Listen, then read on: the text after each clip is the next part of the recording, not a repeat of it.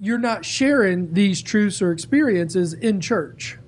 You're kind of like the woman at the well, meeting with people in the city. You know, your ministry right now where you're meeting with other women and stuff like that, and it's happened organically, and you're sharing with them these truths and trying to help them through the things that they're going through in life. And then also today, you know, you're on the podcast so that you could reach women that you don't even know, you know, and try to help them out, you know, achieve answers like what you've been going through. You know, you've been asking the Lord and you've been seeking for answers and you've been finding them.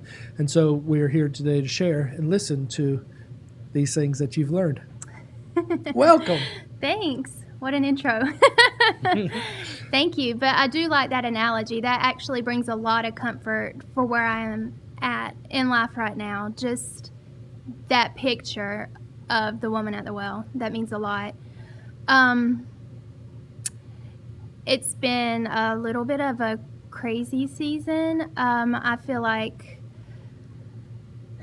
the Lord has been tearing down old and wanting to build new in me and my beliefs and where I'm at. You know, it's so funny that I'm even saying that because we've been tearing down our house, you know, and that's exactly what's been going on for me spiritually. Is I feel like He's just been tearing down everything inside of me, everything that isn't grace and love and truth and kindness and joy. It's just like He's taking it all and He's wanting to put up new wallpaper in there, you know, and be like, here, let's portray this to the world instead, because this is how I feel about it. I don't feel that way about it.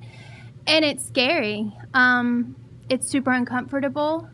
It's extremely painful. It's tearing down 34 years of everything that I thought was absolute truth, and me having to pray and wait and let Him reveal His truth about it, you know? And in this process, I've kind of gotten to the point to where I don't know if there's any absolute truth. You know? I know that as soon as you said that, it hit me.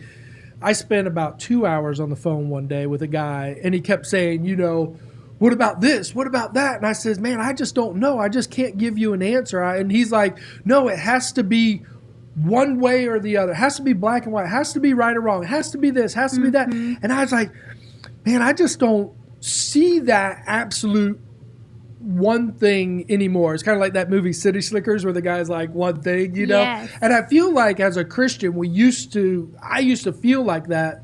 There's only one way I can live my life, and that's the right way. But, you know, for me now, I don't see it. And I've talked about it on the podcast before about like my wife. And I thought there was one way for her to live unto me as a married woman and what I wanted, but I didn't realize how she wanted to live as a married woman to me. So I kept forcing my thoughts on her, and she kept forcing her thoughts on me.